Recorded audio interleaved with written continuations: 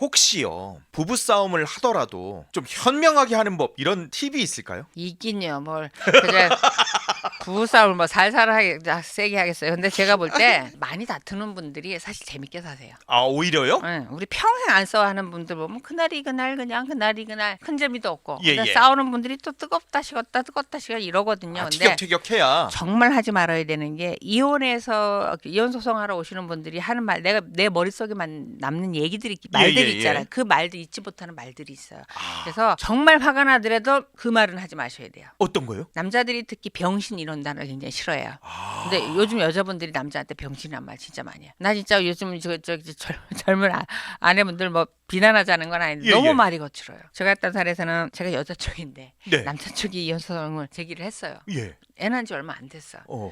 근데 그러면 보통 설득을 하거든요. 반성하고 있고 본인 잘못했다고 하고 반성할 테니까 제발 이혼만은 그럼 상담도 받고 예. 다 앞으로 개선하겠다 했는데도 판사님이 단호하게 이혼 판결 내리겠습니다. 조정장에서 재산분할 논의하시죠. 오 단호하게 이러시는 거예요. 오. 그러면서 우리가 나가 있을 때 그 남자 당사자가 판사한테 한 말이 있어요. 예. 그거 지금 똑같이 한 말 해보세요. 그러는 거예요. 나한테 지금 한 말 여기서 해보라고. 그러니까 그 남자가 이렇게 쭈삐다니 제가 결혼을 해가지고 돈을 못 벌어온다고 그래가지고 밤에 데리다고 쓰리잡 뛰면서 저 열심히 벌어다 줬는데 또 집에 늦게 와서 재활용 쓰레기 안 버리고 빨래 안 도와준다고 막 욕을 하고 때리고 그래서 너무 견딜 수가 없어서 제가 정신과 치료도 받고 그랬어요. 아이고야. 그랬는데도 제가 정말 견딜 수 없었던 건 그래도 때릴 수는 없고 해서 막 때리고 살림대를 부시고 그러길래 베란다 나가서 먼 산 보면서 정말 한숨 쉬고 있는데 뒤통수에 대고 병신 새끼야 너 못된 일이지 뛰어내려봐 이러더라는 거예요.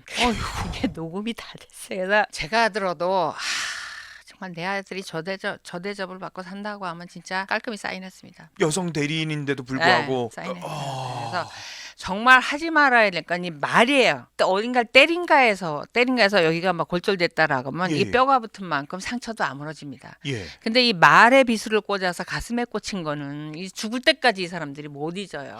항상 그 말을 항상 상기하고 하면서 점점 멀어지죠.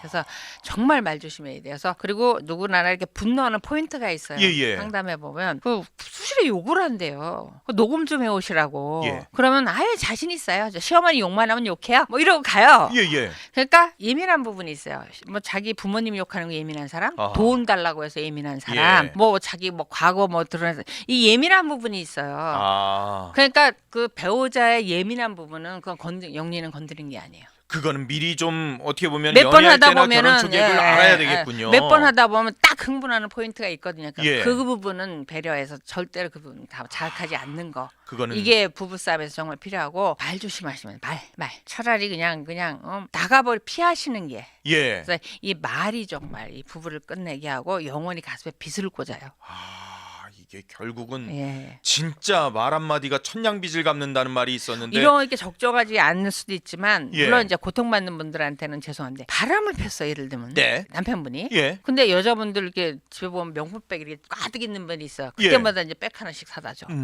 그건 어느 정도 용서가 돼요. 어허. 근데 이 가슴에 꽂힌 이 말의 비수는 안 잊혀진다는 거 아니에요.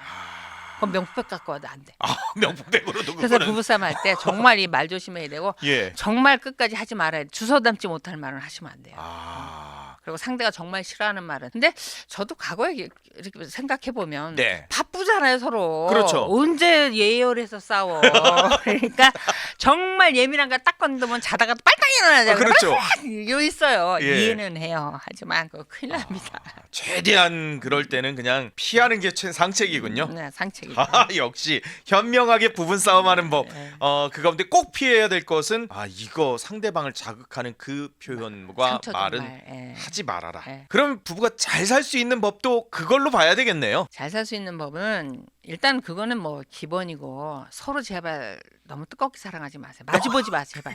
그래요? 그러니까 아내만 보지 말고 남편만 보지 마세요. 그럼 그- 누굴 봐요? 같이 앞을 보세요. 아. 같은 방향을 봐야 되는 거지. 그 이혼하면서 가장 불행한 이혼이 뭐냐면 예. 미련이 남는 이혼이에요. 미련이 남는 네, 이혼이요? 미련이 남는 이혼이 가장 힘들어요. 이혼하고 난 그게 다음에 가장 그렇죠, 힘들고 그거. 불행한. 근데 어떨 때 이제 아내분들이 미련을 많이 가져하냐면 남편분들이 많이 가져하면 상대방이 외도를 했을 때 네. 외도를 했을 때 정말 그 말할 수 없는 수치감, 분노감, 배신감 어떻게 표현할 수가 없어서 예. 아주 팔짝팔짝들 뛰세요. 예. 그때 온 주변을 다 상처기를 다 냅니다. 다 음흠. 낼 정도로 힘들어 하는데 그분이 아내분이 와서 딱 상담을 해보면 이혼할 생각은 없으세요. 아, 이혼할 생각에서 그 외도에 대해서는 내가 분노하지만 왜 그래도 이혼할 생각이 없어요? 그러니까 이 왼수 같은 인간이 그래도 눈앞에 왔다 갔다 해야 마음이 편하다는 거예요. 그래서 제가 항상 그렇게 얘기를 해요. 그래서 그거는 가장 세상에서 가장 매력 없는 남편, 매력 없는 아내는 남편만 쳐다보는 아내 매력 없어요. 그러니까 거길 쳐다보지 마시고 나를 가꾸시고 앞을 보세요. 제가 이렇게 얘기하거든요. 그러면 남편도 괴롭고 아내도 괴롭고 그래서 부부는 같이 살려고 하면 같이 그게 큰 거 말고 예. 뭐 나라를 세우라는 것도 아니에요. 예, 예. 취미든가 음. 아니면 뭐 운동이든가 뭐 이런 거 아니면 반려견 돌보는 거랑 이렇게 예. 같은 구심점을 가지고 같은 한 방향을 바라봐야 잘 살 수 있어요. 아, 내가 아내만 바라보고 남편만 바라보고 계속 그렇다고 서로- 좋은 서로 게 힘들어- 아니라는 거네요. 서로 힘들어요. 바라보는 사람은 이 사람이 딴 생각해서 마음이 아프고 또 그걸 나한테 관찰을 받는 사람은 나만 이렇게 감시해서 그렇게 말해요 남편분이. 당신도 좀 나가서 친구들도 만나고 예. 여행 좀 다니고 취미생활 좀 가져봐 이렇게 얘기를 한대요. 그러면 또 자기 뭐 밀어낸다고 이러신다는 거죠. 그래서 너무 가까워지려고 하고 너무 이렇게 보이고 있으니까 힘든 거고 이렇게 앞으로 보시면 될 것 같아요. 그런 경우에는 네. 미련이 남는 이혼, 아픈 이혼, 불행한 이혼이 되게 되는. 그리고 부부가 늙어서 가장 좋은 건 네. 같이 병원만 가도 좋답니다. 아, 같이 병원만 가도요? 같이 병원만 가도. 그러니까 부부라는 건 편하게 오래 유지가 돼야지 예. 너무 뜨거워도 좋지는 않습니다. 그래서 태양과 같다라고 네, 말씀을 맞습니다. 하시는. 확실하게 이렇게 부부 관계를 회복하는 법이 있을까요? 사실 뭐 부부 싸움 안 한 분들이 어디 있겠어요. 말이야 뭐 그냥 우린 부부 싸움 안 해요 뭐 이렇게 하지만 거의 부부 싸움 하기도 하고 어떨 때는 진짜 이혼 위기까지도 가고 막 이런 경우들이 있을 텐데 그 위기를 좀 그래도 잘 넘길 수 있는 방법 같은 게 있어요? 노하우 같은 게? 빌어야죠. 빌어야 된다. 비는 데는 장사 없어요. 비는 데는 장사 없어서 그냥 바로 그냥 빌어야 네. 되죠라고 말씀하시네요. 그것도 그냥 비는 게 아니라 진심으로 빌어야 되는데 예예. 이제 보통 남자분들이 바람피니까 예를 그렇게 드는 거예요. 예. 남자분들이 이제 외도를 했을 때 아내 입장에서는 뭐 들끓고 환장하고 보통 3년 갑니다. 그게. 그래서 보통 아내분도 남편분도 외도가 발각이 되면 3개년 계획을 세워야 돼요. 예. 어떻게 사과하고 회복을 할 것인가. 아, 내가 혹시라도 외도를 했다면 그거에 대한 진실한 사과를 3년 계획으로 3개년 3개년 계획이요. 말은 말대로 행동은 행동대로 여행 뭐 이런 거 해서 이렇게 예. 회복을 하는 3개년 계획을 세워야 되는데 이게 이제 막 난리가 날 거 아니에요. 근데 예. 보통은 1년 전에 외도한 자리에 문자라든가 녹음을 들어도 마치 오늘 외도한 것처럼 이게 분노하게 되거든요. 그러니까 이게 올라갔다 내려갔다 해요. 예예. 근데 외도를 한 사람 측에서는 한 달만 지나면 그 얘기 또 나오면 당신은 언제까지 그 얘기할 건데 아. 언제적 얘기를 하는 거야. 나 당신 그러면 계속 당신하고 못 살아. 이렇게 돼버려요. 예예. 그때 아내분들이 결국 이제 이혼을 선택을 하게 되는데 이런 적반하장이 어딨나 해서 그분들이 조정에 와서 저한테 맨날 하는 얘기를 예. 옷자락 붙잡고 남편한테 사과 좀 한번 하라고 하세요. 안 돼요. 사과는 강제가 안 돼요. 그러니까 그래도 진정어머니 사과 한 번만 하라고 하세요. 하도 그러면 제가 원하시는 게 네, 하도 그러면 피고분께서 아내분한테 사과하기를 좀 희망한다고 합니다. 판사님이. 그게 되겠어요? 진짜.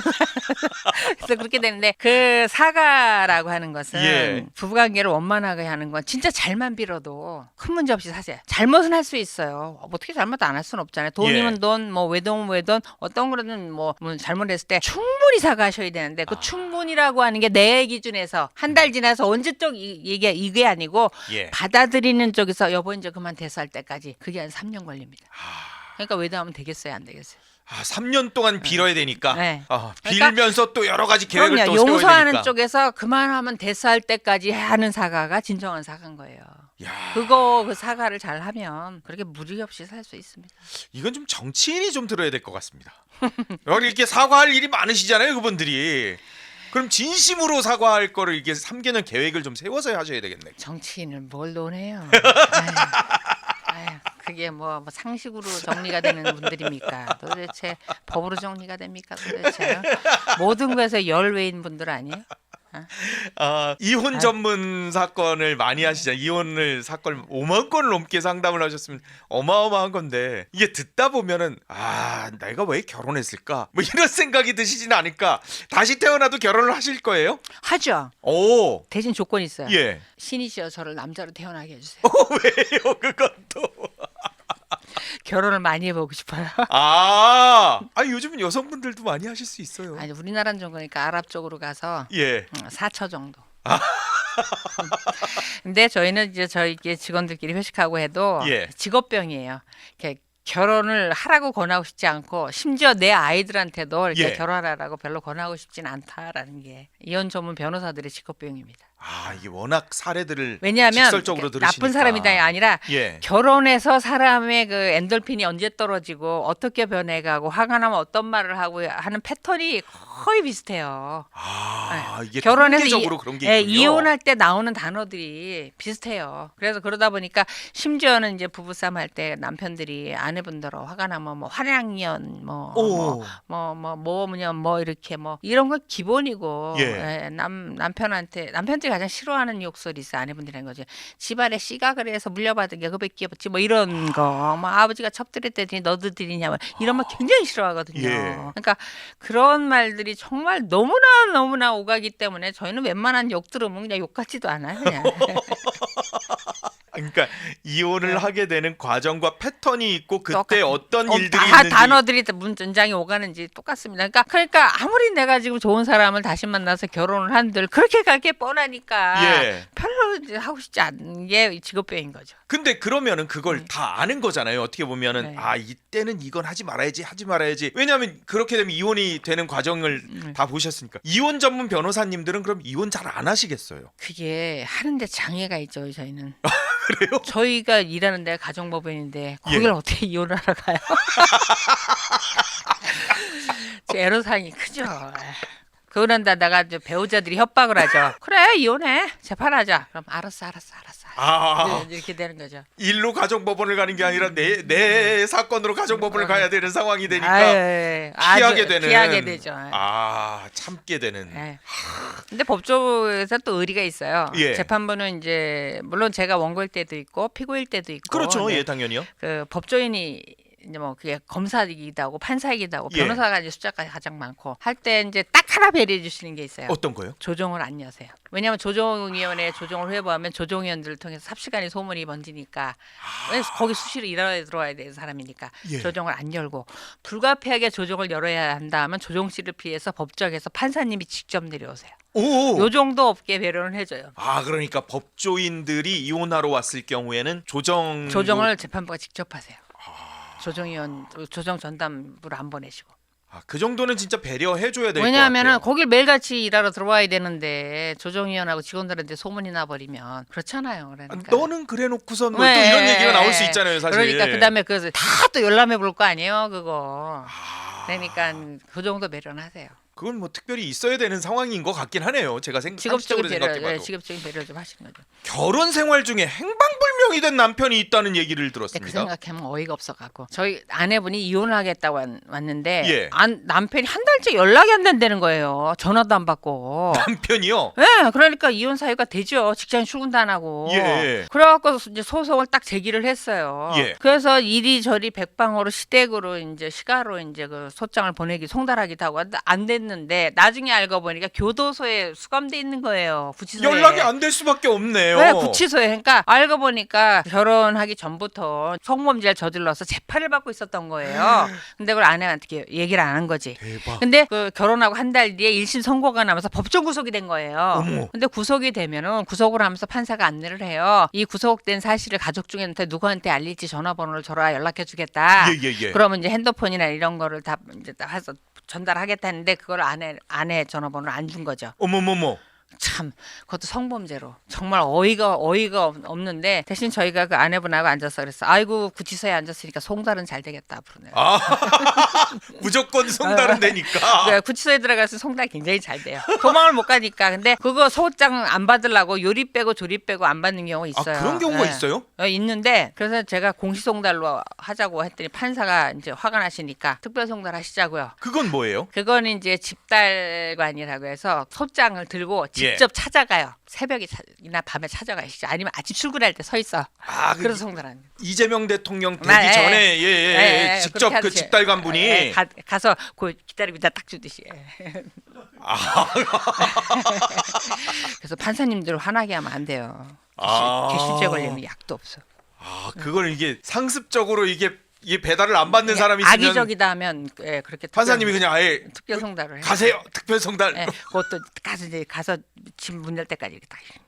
신문 열 때까지. 그 직업도 참 쉽지는 않은 직업이겠습니다. 그거 하시는 뭐 분들도. 월급 받고 하시는데 뭐. 와. 내 남편이 사라졌다. 한 달 동안 사라졌는데 알고 봤더니 구치소에 구치소에서. 거의 정말 없었습니다. 아, 황당하네요. 근데 이게 사실 사례자들이라는 저희 채널이 생긴 게 변호사님 덕에 생겼어요. 그런가요? 사례가 너무 무궁무진하셔서 네. 다음번에도 다양한 사례로 또 나와주실 거죠. 사례는 굉장히 많아요. 그거 다 쏟아내려면 한 5년 걸릴 텐데. 저희 채널이 장수할 수 있으니까. 네, 네. 아, 참 감사합니다. 불행히도 사례가 참 많습니다. 예.